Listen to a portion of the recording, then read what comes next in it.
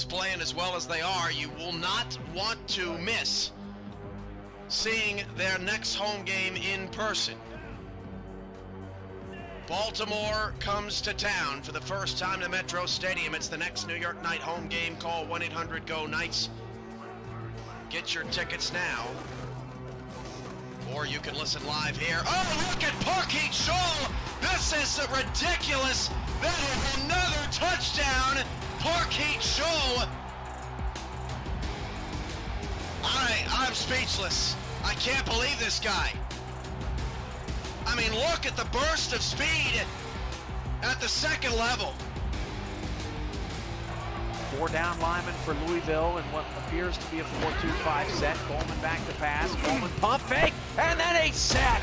Rick O'Reilly with the big play to force the Houston punter on the field for the first time tonight. And for O'Reilly, that's sack number 7 on the season.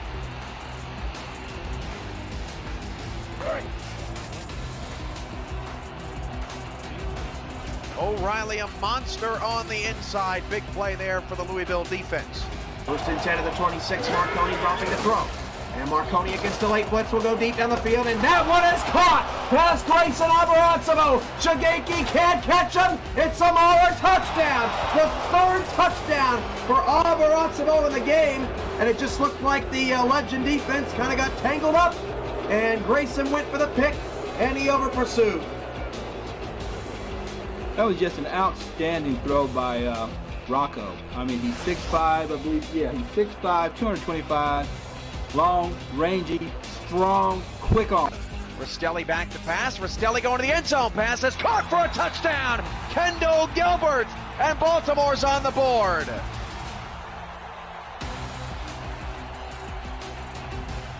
Give me some of that crab call. Baltimore cuts into their early deficit. Rastelli's got 6 touchdowns and no picks in the last 6 quarters of action. 2nd and 2 at the 40. Christensen will pass again. They are staying away from Kim. That ball, oh, it's belted up in the air, and Nick Nitro picked it off. That is tremendous defensive effort. Who dove in front of that pass? That was a Qantas Shine, who dove in front of the pass and knocked the ball up in the air. That was one of the best defensive plays I've seen in a long time out of a Qantas Shine. A.J. Levy, 6 seasons, all with Sioux Falls, the strong safety number 42. Chris Dodd, free safety in his 3rd season, wears number 49. Alex Parker and Nick Fargo, the linebackers, 91 and 92 respectively, as Rahman steps up in the pocket. Rahman gonna air it out deep, and Thomas Rahman's pass intercepted off the deflection by A.J. Levy. What a play by the veteran. Well, you mentioned it, Cam. Levy and Dodd, probably the best safety combo here in the SFL. And Levy, a longtime veteran leader of this defense, comes away with his 6th interception. So 4 receivers set here on 3rd down and goal. I guess this won't be a run. Christensen in the gun, looking towards the end zone, firing into the back of the end zone, and it is caught for a touchdown. The Pride extend their lead. What a throw by Christensen again. Has all day to throw and a post route. And that one, I mean, it's not bad coverage by Chappelle. It's just a perfect throw and a great route by Ken. 3rd down and 2 from the 12. Go Knights rings throughout Metro Stadium. St. Clair to pass. St. Clair the end zone. Intercepted. Oh no. Joe Lynn picked it off. You gotta be kidding me.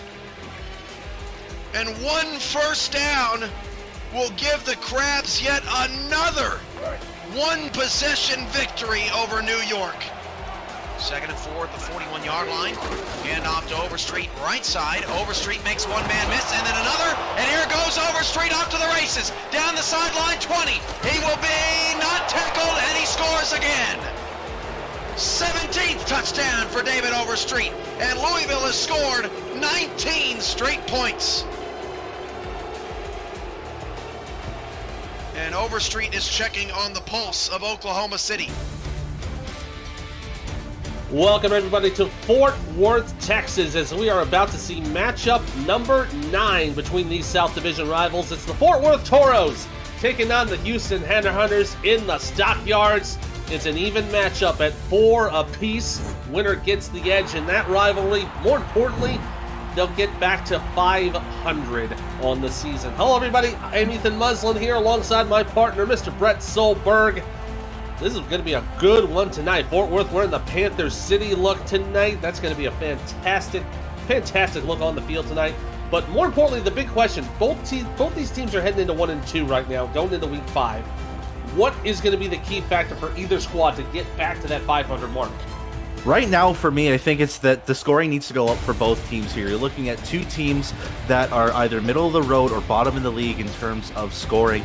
Houston on the lower side, they're 20th right now in scoring at 22.7. You can't win games unless you start scoring points. So it's going to be a major factor here, especially in a South Division where anything is up for grabs. Mexico City and Alamo City are only at 2-2 right now. So if you can get a win here, it's going to be a big jump in your stock as well as momentum heading into the later stages of the season to grab that South Division. This is probably one of the biggest matchups of the week, and we're getting this first thing this weekend here. Yeah, this is going to be a fantastic kickoff to Week 5. And, if you guys remember, I was there last week for the start of Week 4, a great game against Canton. And I would not be surprised if we kick off another week of SFL action with a fantastic Tex-Mex matchup, as Fort Worth will get the ball to start this half. Kind of talking about what you were saying about how Houston's kind of low on points scored. They're also most in passing yards allowed and total yards allowed per game. So their defense a little porous. We'll just have to see if it can hold tonight. Kick is underway. We are off from the Stockyards. Going to be about the 3-yard line. And, ooh, wow, a big hit right up the middle. Oh, man, that was Tyler Johnson just laying the wood out on Charlie Baker. And the Toros will get the ball at the 22. We'll see the first drive of the day from Fort Worth being led by Marcus Dunhill. Yeah, and the passing game is going to be put up to question here because Houston has the best passing defense in the SFL right now, just allowing just a tad over 200 yards per game. They're going to need to keep that ball in their possession. Going to hand it off to the right side. One play is going to be a real good run. Oh, they almost give him the first down. A great run by Jay-Z Bacon, getting 9 3/4. Going to bring up 3rd and short to go. Give us a perfect time to introduce the rest of this Toro offense. We've seen Marcus Dunhill hand off to Jay-Z Bacon. Aaron Alexander is also in the backfield there as fullback. Wide receivers are the rookie John Fullerton, Cade Stevens, Charlie Baker, and Stephen Hacker. Your tight end is Robert Garrett Jr. On the line, the undrafted rookie Emilio Panda and Frank Burks at left tackle and guard. And another run from Bacon. Going to take it out to the left side this time. He'll get up to the 41 and another first down. Yeah, if you want to exploit one part of that Houston defense, it's going to be that rushing defense. Even though they've only allowed 77 yards per game coming into this matchup here, that's the one, I would say, glaring point that you would try to focus on. Get some more runs than you can passes. That's 77 yards, ranking them 8th in the SFL for average per game allowed. And this little pass up the middle will be completed. That one taken in by Robert Garrett Jr., the tight end. That's another 9.5 to bring up 2nd and inches. And this is good momentum to start off for Fort Worth. You want that first possession to be a good one, regardless if you score on that or not. You want to make that offense known to the opposing team's defense that, hey, we're ready to play from the start. Going to be about 2nd down and a postcard. Dunhill's going to be in the pistol set. 2 wide receivers. It's a low snap. Going to throw right side. Wide open receiver for the first down. Tried to spin inside was Cade Stevens. And ends up getting wrapped up and brought down by Kai Cash at the Houston 38-yard line. Let's quickly introduce the Houston Headhunter defense. On the line, Alex Perez, Tom Tanner, Butch Menor, and KT Slayer. You got 3 of those being all-stars. Linebackers, Jason Peace, Garrett Evans from San Diego, and Zed Markov. Corners are J.W. Hartzone, Kai Cash, and Corey Menor. A nice little wide pass will be completed by number 88, Stephen Hacker, to bring it to the 24. The rest of the defense on safeties is Dietrich Law and Josh Rowe. Yeah, and right now, Fort Worth is kind of getting what they want right now. That last play that got that first down to Cade Stevens, Houston went with a deep coverage, and it just left that short side wide open. And in this instance here, they went with a short coverage, and it left Hacker open on the deep end. Dunhill going to throw here on first down. Plenty of time in the pocket. Throws up the middle. Great catch inside the 5 to the 2-yard line. Hacker with another catch. Makes it 1st and goal to go. Yeah, and right now there's a deadly duo that is, starting to heat up early in this game for Fort Worth. And Kate Stevens and Stephen Hacker have both had big catches already in this drive. Hacker's 2nd straight catch on this already here. And right down to the 2-yard line, Fort Worth is threatening. This opening drive going for its 7th play. Already about 3 minutes into the quarter. They're already in about 7 feet from striking distance. Dunhill from the shotgun. Gonna look to throw. Right side. Has the open man. Touchdown, Fort Worth. Cade Stevens on the wide open out route. And Fort Worth strikes first on their first drive. And you couldn't ask for a more perfect start to the game for Fort Worth offensively. Starting with, some runs from Jay-Z Bacon that set the momentum for Fort Worth, and then they got their passing game going, and they just picked the right directions of where Marcus Dunhill was going to throw. Wide open targets, wide open catches, and it leads to 6 points straight away for Fort Worth to start this game. Great job there on that play. The drive going 7 plays, 76 yards, finishing with that 2-yard touchdown pass. I don't know if you saw in the replay, that was the rookie J.W. Hotsorn who got caught there on that corner play as the kick is up and good by Amelia Rose. That will make it 7-0 Fort Worth with 7:52 to go here in the first quarter. But Houston yet to get the ball. We'll see how they do that. They're going to have Greg Corky back there to return. And Houston, the thing that they need to do here is that since Fort Worth, dominated that field offensively, they need to respond in kind. Absolutely right on that. Kick is away. Corky going to take it from his own goal line. He'll start his run up the middle. Try to cut to the right side. He'll get a little bit of room, but gets squashed immediately after. And he'll let it up to the 25-yard line. That will spring out the Houston offense for the first time tonight, being led by quarterback Dave Burr. Yeah, and Burr's going to have, hefty competition here this week facing Marcus Dunhill, a guy who has been dominant through all of his 8 seasons so far in the league here, and he's going to have to respond in kind after a very quiet 230-yard day against Mexico City. Starting with a bunch set here for first down. Burr on the throw. Goes left, tipped and incomplete. Adam Leach got his hands on it. Knocked that away for 2nd down. Yeah, and here's one of the things that Dave Burr can't get into early in this game is that it's incompletions. He's already 18th in this league, around the bottom half, under 70% with his completion percentages, and he was 24 of 31 last week, which helped Houston, stay by against Mexico City in their matchup last time. So Burr needs to, find some consecutive completions here. See if he gets here on 2nd down. Burr on the deep drop. Gonna throw on the floater. Incomplete. Threw it into a little bit of coverage. And that was Aiden Davis breaking up the play intended for Jim Copeland Jr. Yeah, it's 2 risky throws from Burr already in this game. Maybe some nerves, facing a divisional rival like Fort Worth right now. But, things need to calm down. And they're forced in a third down situation where they have to throw the football. But make sure that your wide receiver's wide open. They're going to have 3 to the right, 1 to the left. GP Wells in the backfield. Burr to throw. Looks to his right. Throws, and it's intercepted! Ooh. What a pick by Aiden Davis, who jumped the route. Looked like that was Mike St. Green, the intended target. That looked a little close, a little too close for comfort on contact. Yeah, I was just going to say that because if you look at it right away, there is a great amount of contact just when St. Green is trying to settle himself for the sideline catch, and there was a lot of bumping action there. If I were the head coach, I would try to challenge that for potential pass interference. I'm not even sure if that's a rule here in the SFL, but regardless, Fort Worth has the football back in a great position. Yeah, Fort Worth does have a fantastic field position for this next drive, but I'm with you on that. That looked like pass interference, and that got missed by the officials. So this will be a lucky break for the Toros. They're going to go for the strike, and it's immediately picked away by Corey Menner. And they were looking for pay dirt on one play with Stephen Hacker being so hot already in this first quarter. Why not go with a quick go route? but it doesn't work. Houston's defense ready for it. Corey Matter, interceptions in consecutive games now. 2 interceptions in 2 games. Now it's basically just an arm punt back at the 8 for Houston. Effectively starting over with about you're resetting the downs, but it's about a 13-yard loss. Screen out here to the left side.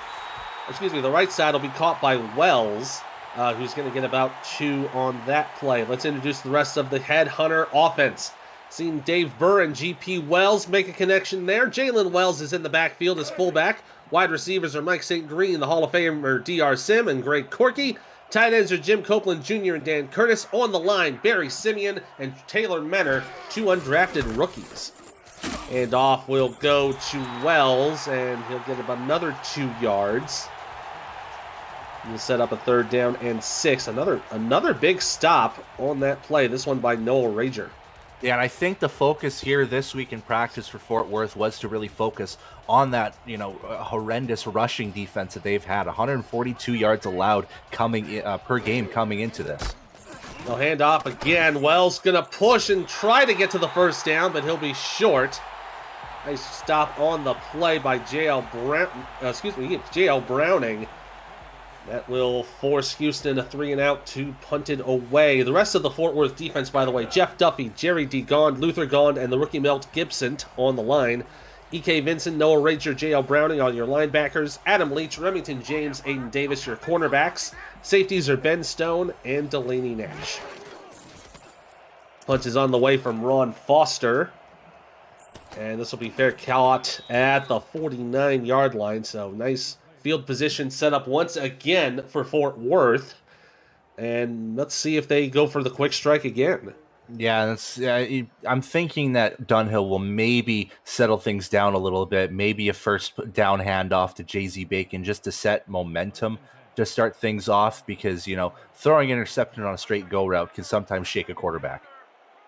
They'll have 2 in the backfield, 2 wide receivers for 1st and 10. Dunhill on the deep drop, going to throw left side, and he will make the tiptoe catch. It'll be about 7 on the play. It looked to be, that's Stephen Hacker making the catch. Yeah, and it seems like they're going to trust on, the 2 receivers to at least start off this first half. Kate Stevens and Stephen Hacker have both had multiple catches already in this first half of this first quarter, and it doesn't look like they're going to trend anywhere else, at least for the remaining 5.5 here. About 5.5 to go here in the first quarter. Dunhill's going on the deep drop to throw. Right side. Oh, tipped into coverage. No, incomplete. About 3 Headhunters had their hands on it.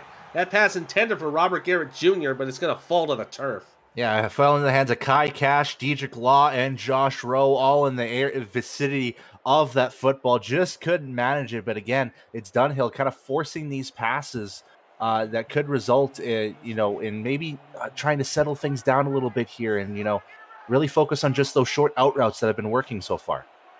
3rd down and 3, 2 receivers left. Houston's showing a little pressure. They'll hand off to Bacon up the middle. He'll get the 1st down as he's wrapped up from behind by Markov. That will push him over to the 38-yard line. Move the chains. Yeah, and that's a sneaky little handoff there that Dunhill did as well, because it looked like pass from the get-go, and all of a sudden we see Bacon just running down the gut and getting tackled past the 1st down line. So great misdirection from Dunhill there. Resets the downs now at the Headhunter 38. Dunhill in the shotgun, 3 wide receivers. Tight end to his right. He'll throw up the middle. Nice catch on the play from number 16, Cade Stevens. His 3rd of the day. Brings it to just outside the red zone for a 1st down. Yeah, and the toughest thing sometimes when, as a quarterback, is trying to throw to receivers that are in front of defenders, because you're not sure if another defender from another side is going to try to reach out and try to tip that football. So that was just great placement of throw from Marcus Dunhill to where only his receiver could get to that. And again, it's another 1st down here for Fort Worth. They're about 8 feet away from getting into the red zone. 1st and 10, 3 wide receivers. Dunhill on the deep drop, going to throw one up the middle. Nice completion for about 13. He's going to bring it right up to the 9-yard line. Another catch, this one for Charlie Baker, his 1st of the day.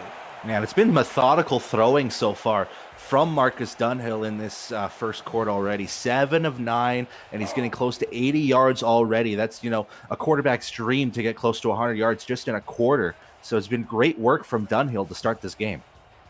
On 1st and goal, they're going to go 4 wide receivers, the old 2-2, with Bacon in the backfield. Dunhill going to check it down. Bacon goes to the left, and he's met at the line for no gain. Nice stop there from Markov, brings up 2nd down. Yeah, and for the first time in this first quarter, Houston did a great job in covering all the bases in terms of finding receivers. Everyone was covered, which kind of almost forced that check down option to a swing pass. I don't think that was the intended play route to go with the swing. Yeah, I think that was the last resort as the handoff to Bacon is going to go nowhere. Nice stop from Butch Menner getting the tackle for loss. It'll be 3rd and goal from the 11. Yeah, and that's now the Houston defense starting to shape up a little bit better here. It was 2 defensive linemen that broke through the offensive gates and got to Bacon right away. And now it's going to be a 3rd down situation where they're forcing Dunhill again to throw this football. 5 receiver set coming up here. Yeah, 5 receivers, 3 to the right, 2 to the left. Dime package for the Headhunters. Dunhill will be in the shotgun. Gonna throw up to the right, to the corner! Tipped and intercepted! Wow, right into the hands of J.W. Hotshorn, and he kneels it in the end zone for a touchback. Yeah, it was fantastic work from Josh Rowe, it looked like, on that corner there, just to be in that vicinity. Sorry, that is Kai Cash being on the coverage of Kate Stevens there on that corner, just doing enough to keep that ball in the air on that deflection so that Hartshorn could get to that ball. Again, a great timing for interception number 2 there. Fantastic, the little deflection. That was probably one of the highlights of the week already. Burr going to throw on 1st down. Going to throw a little short pass. It goes incomplete. That one intended for DR Sim as it's knocked away. Yeah, and just look at this, the balance right now in terms of yardage between the 2 teams already. Fort Worth already over 100 yards, where it feels like Houston is just struggling on that offensive side. And we were maybe thinking before this game that it could have been a flip-flop easily at this point with the state of Houston's elite defense right now. So Fort Worth has been ready to play here in this first quarter. We have just a little over 3 minutes to go. Burr's going to hand it off to Wells, right side. Will not be able to shake off Rager, and he'll only get 1 on the play. It'll bring up 3rd and 9. Yeah, and this Fort Worth defense has done a great job in keying in on GP Wells whenever he's had to handle that football. It hasn't been a lot at this stage of this first quarter, but when he's had that football, he's been getting down to the ground pretty much immediately. We're going to have 5 wide receivers this time. There's only 4 in the box for Fort Worth. He's in trouble! And it falls incomplete. Little bit of pressure there from Jeff Duffy. Forces Burr to throw it out and get it away. And that'll force Houston to punt it away. Yeah, good pursuit from the edge rushers from Fort Worth, basically limiting Burr's time to throw that football, because that was intended to be a deep shot. I think to DR Sim, it looked like the right side of that field was starting to open up a little bit there, but it just wasn't enough time for Burr to throw that football. So once again, it will bring out Foster to punt. A decent kick here will be taken from the Fort Worth side of the field, and a little bit of run up there, up the middle to bring it back into Houston territory. If you're new to the SFL, the Simulation Football League combines traditional sports, esports, and a role-playing game into one. Team strategies are executed in real time by our simulations as real-life players compete on the virtual gridiron. For more information about the league, visit our website at simulationfl.net.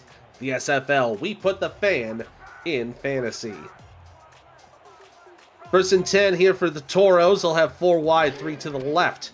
Dunhill from the shotgun, going for the deep ball, and again is intercepted, picked up by Dedrick Law, and that looked to be just another arm punt. And it looks to be that 3 of the 5 incompletions in this first quarter for Marcus Dunhill are interceptions. This is where the Houston defense starts to become that elite side. You think that they're down, and then they start stepping up, and it usually comes from their secondary. We saw it a lot last season. Josh Rowe with that fantastic stretch of games where he had interceptions in 6 or 7 consecutive games, and he continues it by leading this defense. Great job from Houston's defense. Reset the drive for Houston. Burr stepping back, throwing right. Oh, right! Oh, man, right into the hands of Rager, but he couldn't haul it in. Yeah, that one felt like a gift thrown by Dave Burr right to Ragier, and that's a tough one to swallow if you're a linebacker at this point, because you did a good bump coverage, you're in the right place at the right time, you just couldn't get your hands on it, and we almost saw our 5th interception in just this first quarter. And it looked like DR Sid, the intended target, got there a little too late. They'll set up 2nd down and 10. 2 receivers left, 2 tight ends to the right. Burr from under center. He'll throw left side. Tipped and incomplete. Another one. Tipped off this time by Adam Leach. Now 3rd down and 10. Yeah, it seems like both these quarterbacks, in this latter stages of this quarter has been starting to, get a little bit antsy here, trying to throw risky passes and see what they can get out of it. But both secondaries have been ready to go here in this first quarter. We're going to have 5 wide in the shotgun, 4 in the box for the Toros. Here's the snap. Burr has time. He'll haul the one down the middle. Tipped in. Incomplete. Looks like that was intended for St. Green. Just threw that into coverage, and it just broke up. Yeah, and Mike St. Green's one of those guys where he can be an absolute threat going deep down the field, especially when it comes to post patterns down the middle of the field. The safeties have to be ready. And Fort Worth, guessed correctly here, had both their safeties in the area of St. Green and deflected that pass. This will be the 3rd consecutive punt for Houston as they kick it away. Foster from the 28 will go down to about the 39, and a little bit of a return from Baker will bring it up to the Fort Worth 43. So this will be the first time in a while the Toros have had to start a drive in their own territory, but still with a very short field to work with. Yeah, even so, they only have 7 yards to get to enemy territory at this point. The Fort Worth defense has been gifting the offense just great field position at this stage, and you'd like to think at this stage that Fort Worth's offense would have more than 7 points.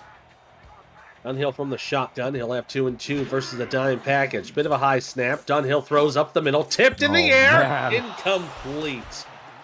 Oh, it's got tipped up by number 38 of Houston. It's one of the secondary corners, Ray Jones, and then Jason Peace was just too late in picking it up.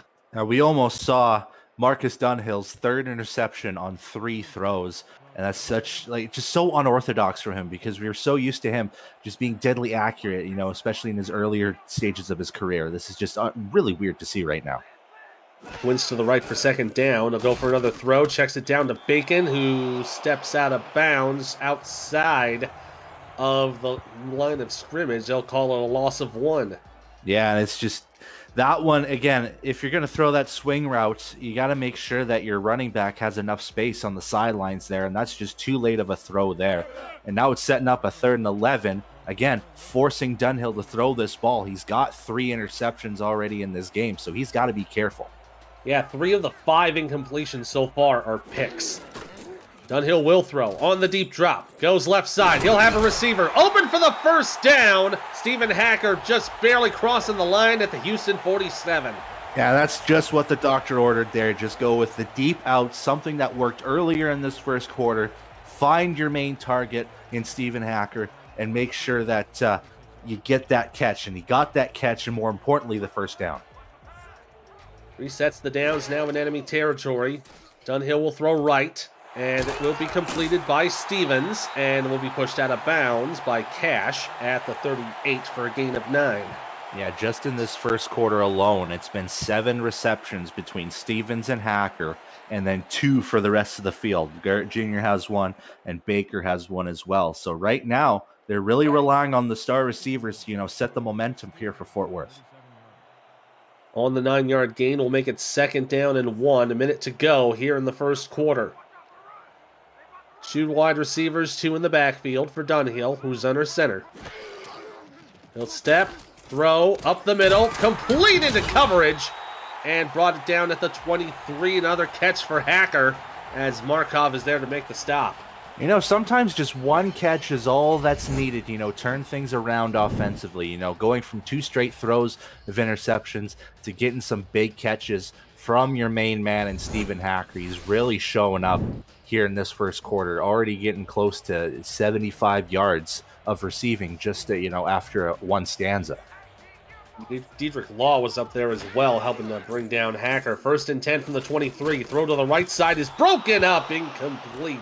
Kai Cash right there to stop Garrett Jr. from hauling that in.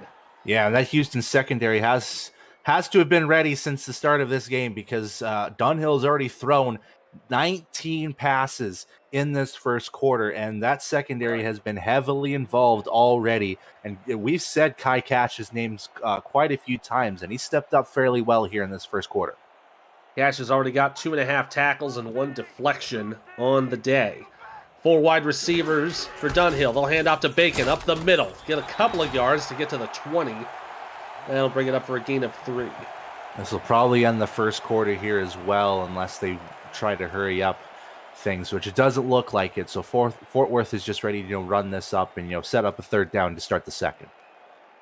Yeah, as we're slowly taking it down, that will bring us to the end of the first quarter of play here at the Stockyards. It's 7-0 Fort Worth, who are wearing their Panther blue tonight. But the Headhunters, they're not out of it just yet. They may be struggling, but it's still plenty of football left to play. You're watching the SFL, presented by APM Music, here on YouTube as we switch sides.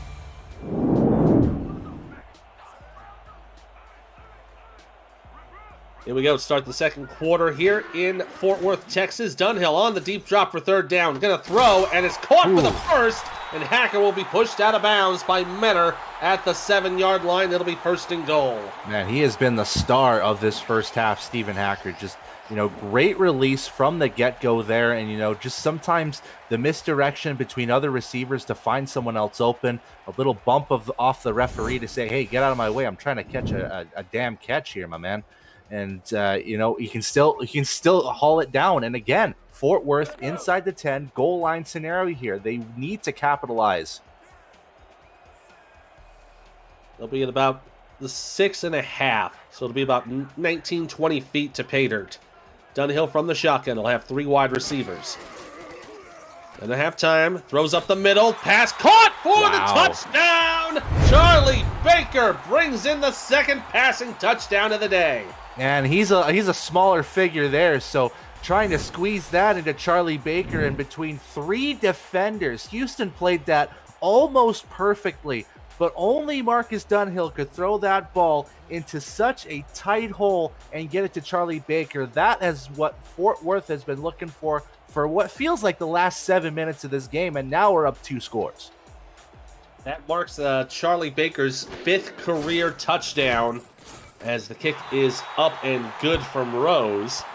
They make it 14-0 Fort Worth with 10:37 to go in the second quarter. Now Fort Worth starting to run away a little bit, as that drive went 9 plays, 57 yards, finishing off with that touchdown pass. Feeling a 2-score lead right now, but again, still early in the game. We still have about 2 quarters and change left to go. Kick on the way for Corky. He'll take it from the goal line. Runs it up the middle. A little bit of traffic from his own teammate, and he is bashed down at the 21-yard line. Bit of a miscommunication there on the special teams. Yeah, and right now, Houston really needs to wake up offensively. You see one half of the story there. Dave Burr, 1 of 9 on his birthday, unfortunately. It's maybe staying up a little bit too late last night celebrating, and wait until that 12 o'clock marker hits so that he can celebrate his 94th birthday, according to Damon Simeon here. But he's got to wake up. Now that's not certainly going to help. The run from Wells ends up being a loss of 3 on the play, and he has been struggling as well, as that's going to give him a net of 5 yards. Yeah, and that's the second half of the story there. GP Wells has just not seemed to, get it started here for this Houston offense, and it's resulted averaging, get this, 0.7 yards per play that they've had in that first quarter. You can't have that. Unbelievable to hear that. You never want to hear a 0 followed by something else. Second down and long to go. They're going to hand off to Wells, who goes up the middle, gets some positive yards out of it. He'll get 5. As Gond was there to help make the tackle. Will be 3rd and 8. Yeah, and again, it's Fort Worth basically forcing Dave Burr's hand here, essentially, and throwing on a 3rd and long-ish situation. 8 yards is tough on a 3rd down. So I feel like, yeah, with 4 receivers, they have to throw. They are going to throw here with a nickel pack from Fort Worth. Burr does get it. Plenty of time in the pocket. Finds a receiver for the first down. It's Jalen Wells, the fullback, who gets it up to the Houston 36 and moves the chains. That is 3rd down conversion number 1. And there you go, Houston. Sometimes it's just a little bit of patience. Wait for someone to get a little bit more wide open. A lot of Burr's throws in that first quarter was through some tight coverage and trying to thread a needle, and you can't do that every time. So just a smart pass and a smart catch from both parties. Absolutely. That's also the first down of the game for Houston.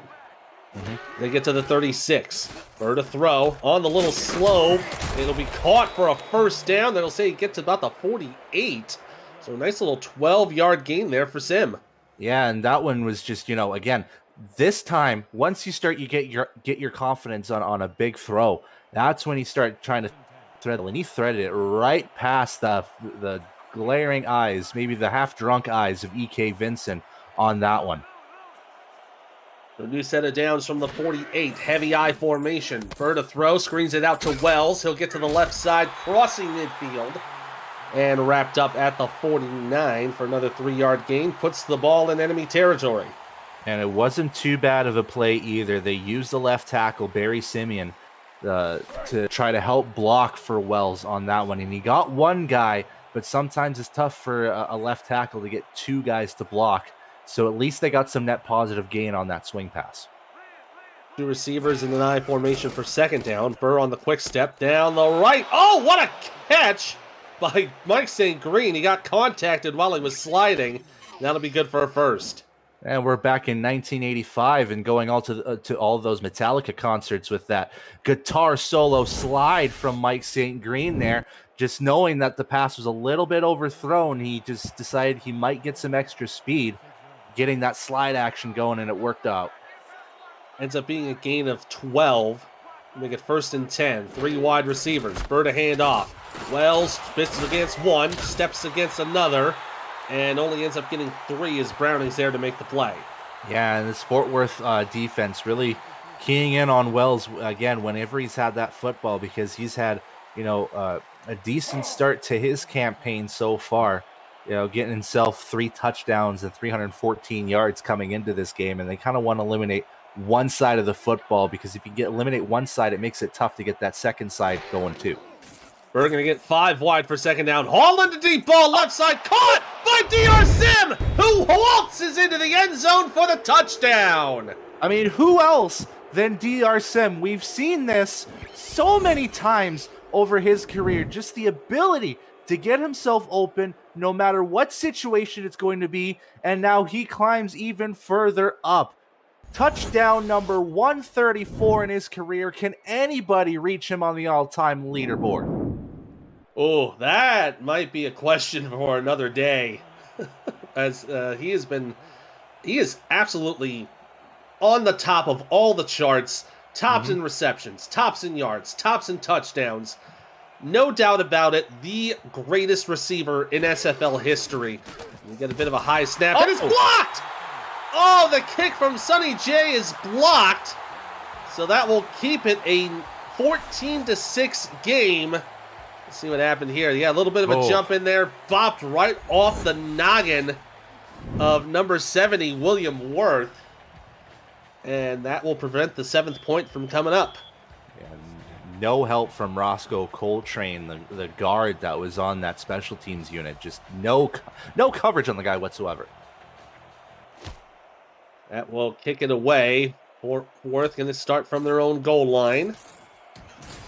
Bit of a run up the left. Ooh, this will be a nice stop by the Houston special team, as Baker is only going to be able to get out to the 21-yard line. The SFL would like to recognize some staff who operate mostly behind the scenes to keep the league operational during the season. Corey Minner handles all stat entries on our website. Liam Crowder keeps the site up and running across the globe. Rochelle Colston prepares all the box scores for statisticians, and Mark Lopez running point on tech support for all those books. Check back next week for more staff shoutouts helping to make the SFL the best operation in sim sports. We'll pass there to Hacker on the left side. It'll be good for 3 as he runs out of bounds.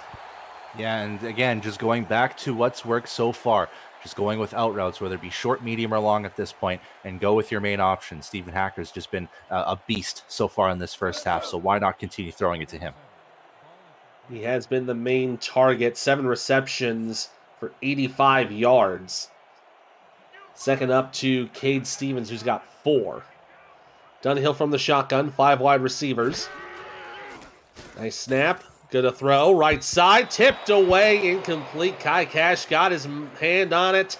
And we will hand it over to a game break with Cameron Irvine. Thank you, Ethan. Tulsa at Sioux Falls tonight in a battle in the Central Division. Douglas Brown gets Tulsa moving on their 3rd possession of the game. No turnovers, just 4 punts. And that score, Desperados lead the Sparrows on the road early, 7-0. Back to you guys. Thanks, Cam, as we head back to Fort Worth with 5 wide receivers on 3rd down. Gonna go for the deep ball, tipped up and caught. There's a run, going to the 30 and down to the 23-yard line. Saving the touchdown potentially was number 23 of Houston. That's the I'm sorry. Wow. I'm sorry. That was the number 29, Josh Rowe making the stop. Yeah, and that one, that was definitely a touchdown-saving tackle. But I think that's just a perfect game plan for Fort Worth because Stephen Hacker has had a lot of love over the last couple drives. And then you get to Kate Stevens, who's had some touches early on, then doesn't get many, and then gets one here. Huge 53-yard gain. Nearly flipping the field here. Dunhill going to have to scramble and gets the ball away just in time before KT Slater wrapped him up and brought him to the ground. That'll be an incompletion. Yeah, and this is what Houston's defense needs to do here is that if Fort Worth continues throwing at the rate that they are right now, they need to put pressure on the quarterback just as they did here by getting KT Slayer involved, by getting guys like Butch Manor and especially Alex Perez. That's the guy that I want to get to Marcus Dunhill. A little bit of pressure on the line from Houston. They'll back off. Dunhill on the deep drop. He'll throw left side. Finds the receiver. Gets it to Garrett. And we'll get out of bounds at about the 15 to bring up 3rd and 3. Yeah, and that one was, maybe a broken route a little bit here because nobody was getting open. The secondary did their job pretty well. So someone had to run an audible mid-play. And Garrett got himself open there. At least now it's a 3rd and short. Their playbook can be open here. And I'm pretty sure they don't want to settle for 3 here. A 3-pointer would give them an 11-point lead if it were to happen. Dunhill from under center, under pressure, throws it down the middle, tipped and intercepted! Picked away by Jason Peace and into the hands of Zed Markov. Yeah, there's interception number 4. Yeah, if there's one thing that's been the downside to Fort Worth's game tonight, it's just been the erratic throwing of Marcus Dunhill. And, he is known to thread the needle sometimes, but that's just a little bit too much already in this first half. He's got 4 picks now in this first half. He's got to keep things in check, especially when giving Houston all these opportunities. They need to cash in on this one. Yeah, but they're starting from their own 8-yard line, so it's going to be a struggle. Burr on the deep step, going to throw right side. Has the tiptoe catch to Mike St. Green. It'll be a gain of 8. Yeah, a nice little play there. Have St. Green go on the out route. DR Sim opposite side, go with a deep go. And, one of them is bound to get open. And DR was, the one that caught the touchdown to get Houston on the board here. So St. Green was going to be the guy to be open on that first down play. Nice little gain of 8 to bring it to the 17. On 2nd and 2, they'll have 3 wide to the left, 1 to the right. Looks like that might be Copeland on the flex. Hand off to Wells, left side. He'll get the first down and gets it up to the 22. A good little gain of 6 or 7 to bring up the first. Yeah, and one of the things that I love watching in the SFL, especially for running backs, is the stretch run, because you get to see the blockings, transpire, and that was just great blocking from the offensive line there. Yeah, great hold here, and Wells going to get the ball again. Going to get wrapped up from behind by Jerry DeGond, and he'll end up getting a gain of 3, goes up to the 25. Yeah, and, just setting the momentum here. Now getting GP Wells a little bit more involved here. It's his 8th carry. He's only got 22 yards so far. It's not a great number, but at least he's getting involved a little bit more in this offense and hopefully opening up some playbooks here for the second down. It is definitely a marked improvement over what he's had over in the first quarter. On the deep drop from Burr, going to go right side, has a receiver, gets caught for the first down. St. Green again on that out route to the right side. Gets out of bounds to the 34 and another first down. Yeah, and that might be something that Houston needs to do here. Just keep creeping up a little bit here with those out routes. St. Green's been open, again, just open enough for Dave Burr to throw that football in his direction. So maybe just continue going down that route, maybe giving, Greg Corky a look here on an out route as well. Going 4 wide here on 1st and 10. They have a tight end on the line. Throw up the middle will be caught. That's Corky. You were calling it there. He gets his first catch of the day, ends up getting 9.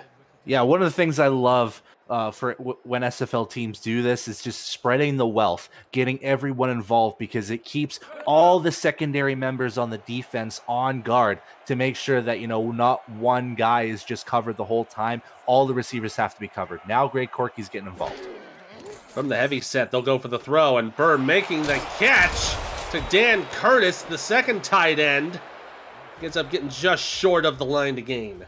Yeah, it's just stumbling, unfortunately. Didn't maintain, balance enough to continue running past the first down marker and had to move, pop himself back behind the first down line, and now sets up 3rd and inches. 3rd and very short on the eye. Hands off to Wells. Good for the first down. He'll push it up to the 48. Another gain of 3. Resets the downs, and now Houston kind of finding their groove now. Yeah, and that's exactly it. Starting to find their groove a little bit here. And it's not been through big money plays or anything like that. It's just been through old reliables that we know work here in the SFL. Out routes, stretch runs, anything up the gut on short down situations. That's how you get first downs. They'll go to 3 wide and 2 backs here for 1st and 10. Hand off to Wells, right side, up the gut. And he'll push it to just being short of the first down. Ends up being probably about 9 1/4, but a great run from Wells up the middle.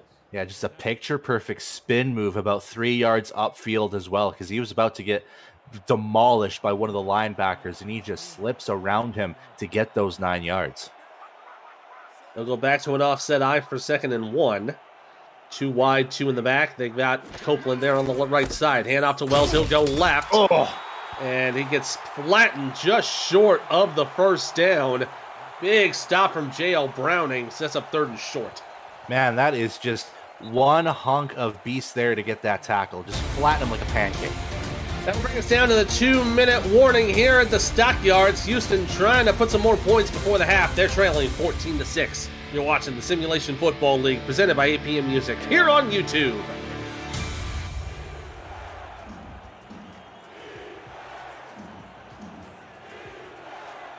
So here we go, 3rd down and inches on the offset eye. They'll look to hand it off. Left side for Wells. He'll get the first down. Moves it up to the 40 inside to the 36-yard line. And Wells is definitely improving his numbers now. He's up to 42 yards on 12 carries. Yeah, a very stark contrast to the first quarter where he was struggling just to get 8 yards in that first quarter. Now he's starting to, spice things up a little bit here. That run, for the first time in this game, showed off his power. Resetting the downs down to 36. Burr to throw. Has the receiver. Toe broken up right as Mike St. Green got his hands on it, and it falls incomplete. Yeah, that's not the kind of throw that I would go for. That is a duck pass, first off. Well, not like in an instance of an actual duck, but that's a rainbow pass where anyone could get to it. You got to just sling it as fast as you can when you're wide open like St. Green was. He had a 5 or 6 yard radius around him of no defenders. That is when you have to sling that rock as quickly as you can so you can just ensure that he has the catch in the first down. Yeah, and you saw Delaney Nash just get there in the nick of time to knock that catch away out of St. Green's hands. Bring up 2nd and 10 with 1:28 to go here in the first half. 2 wide receivers and 2 in the backfield. They'll hand off to Wells. He gets a bit of a block left side. Nice. And gets about 7. They'll let the clock run here at the 29-yard line. It'll be 3rd and 3. That was a really good block as well. Yeah, like you said, from Jalen Wells, protecting, relative perhaps, just to get a couple extra yards. Now they're quickly, hustling in here for their 3rd and 3 here. Quickly jogging back up to the line for 3rd down. They'll hand off to Wells. He'll go right side. Gets the first down and tripped up down at the 24-yard line. Tripped there by Vinson, but it's enough to move the chains with less than a minute to go. We're going to throw on this play. Has time. Pump fakes. Throws left side towards the corner. It's intercepted!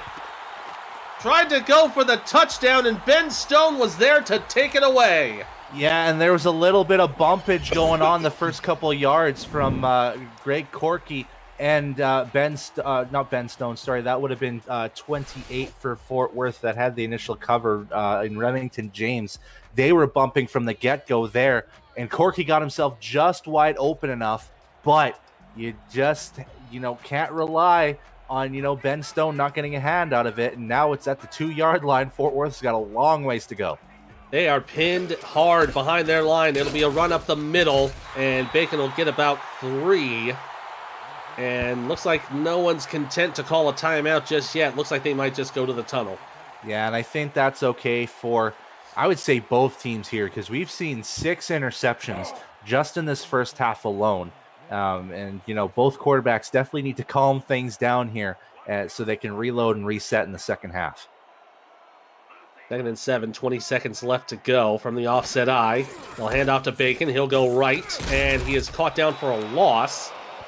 And that'll break down to the 4-yard line with less than 10 to go. I think that's where they're going to go ahead and head to the tunnel. Yeah, that's exactly it. 5 seconds left. Yeah, you can call that, break time. Get your oranges, folks. That'll bring us to the end of the first half. Pretty interesting start so far, with Fort Worth leading Houston 14-6. Kind of felt like Houston struggled there in the first quarter, but second quarter they found their groove, found the end zone. Couldn't get the extra point, unfortunately, but they are still within a score as we take ourselves to a halftime break.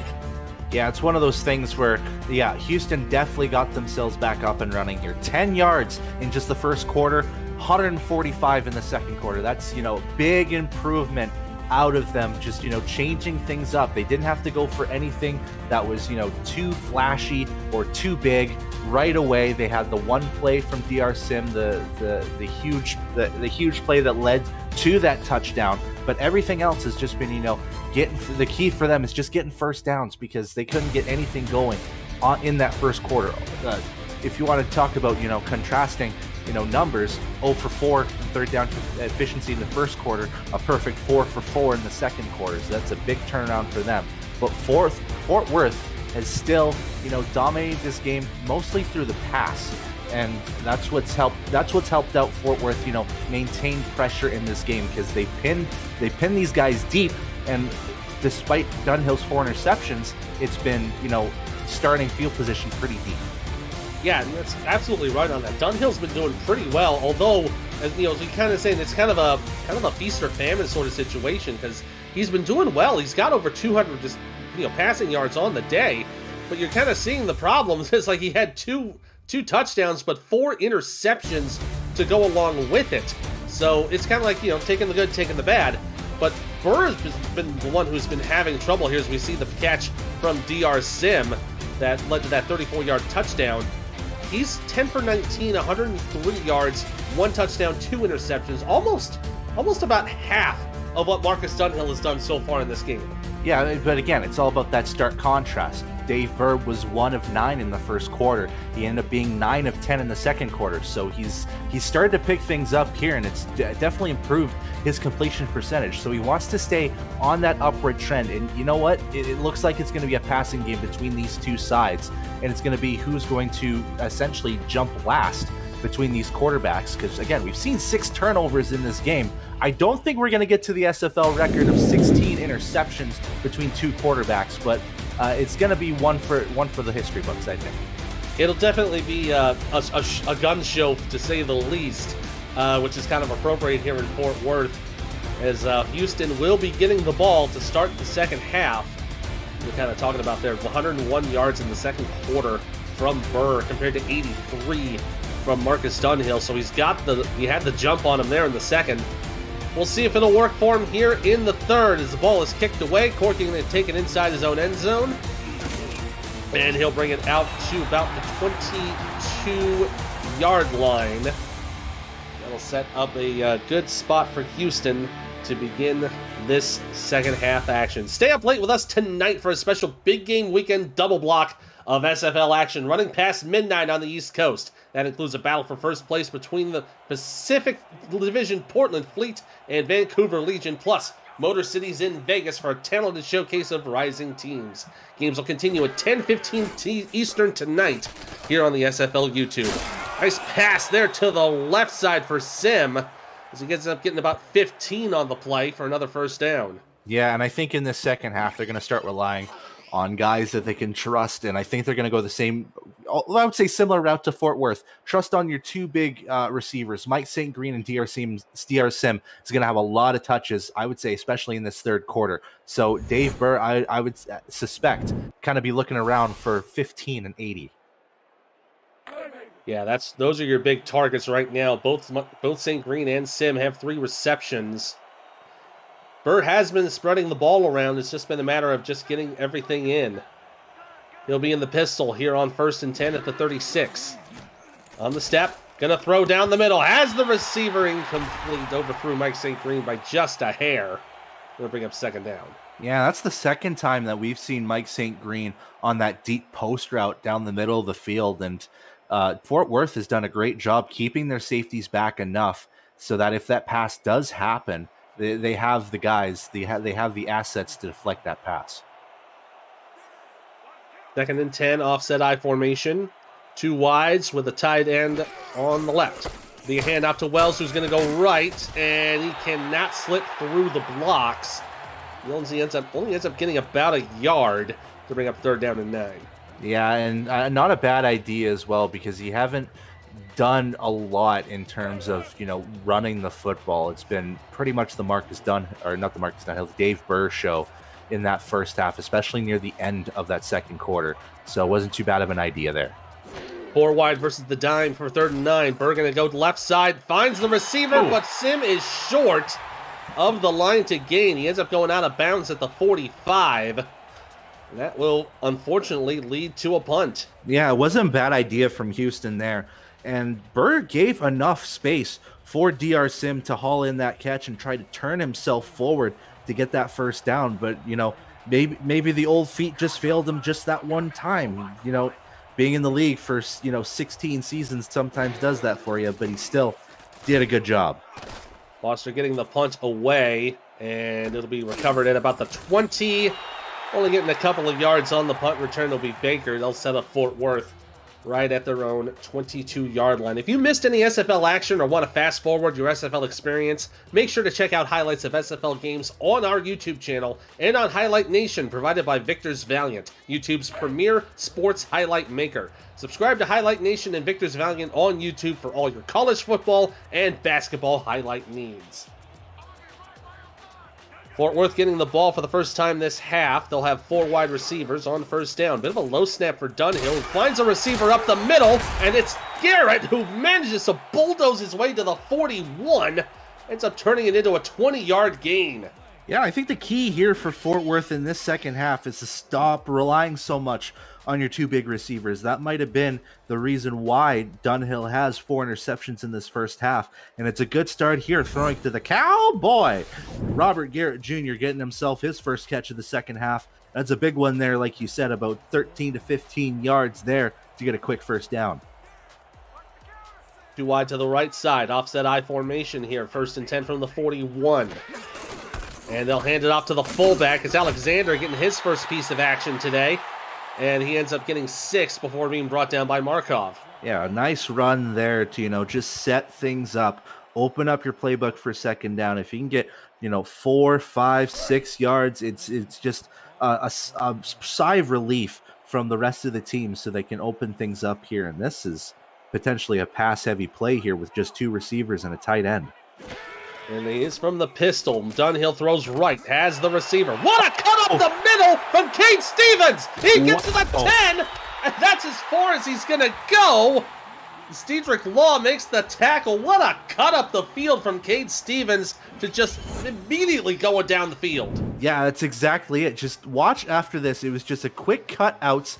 And look at that. Just catches it and doesn't really, think about it too much. Just, turns his feet the other direction, starts running. And Houston wasn't ready for it. They thought he were going to go out of bounds.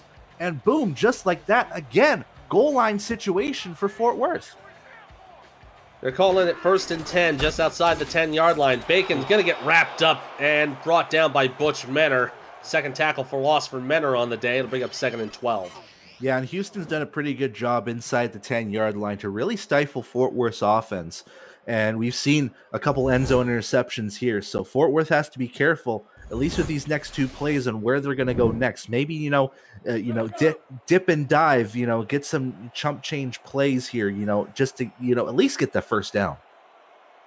They are going to go 5 wide with Dunhill in the shotgun. Dime pack for Houston. Looks like they are thinking end zone. Dunhill gets the snap. He'll throw right side. Has a receiver immediately wrapped up and brought down. That's John Fullerton making his first catch of the game. And it'll bring up a gain of 4. Yeah, and you said it right from the get-go, Ethan. It's that they were looking end zone there. 3 of the receivers immediately went to the end zone, but it had to go with a check down option because Houston was totally ready for it. They'll go 4 wide this time, but it might be the same idea. 3rd down and 8, effectively goal. Dunhill up the middle, incomplete. That might have been a bit of a misread on the route. We'll bring up 4th down. Yeah, and it looked like it was heading towards Cade Stevens' way, and he was overthrown by a good 3 yards there. But I would take that over, possibly trying to thread that needle one more time and potentially throwing a 5th interception. So not too bad. They'll take 3 out of this, I think. Yeah, this will bring out Emilio Rose. The 3-season player, got the All-Star nod last season. This will be attempt number 57 of her career. And it is up and through for 25 yards.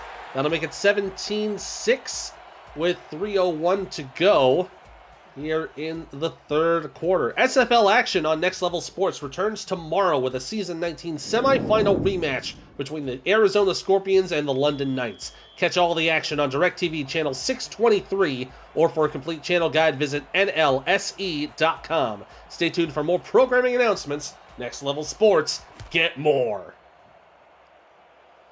Kick on the way here for Corky. He'll take it at his goal line. And he'll run to the left side. Had a little bit of room, but just could not speed his way past the defenders. But it'll bring up decent field position. It's up to the 24. Yeah, and Houston really needs to, find some results on this drive here. You've got the 1 touchdown, but, if they can get at least a field goal from this drive, it's going to be positive momentum moving forward. And it's going to get themselves back at an 8-point game here. That's kind of the key you got to have here as you're entering the midpoint of the 3rd quarter. Try to keep it at least a 1-score game.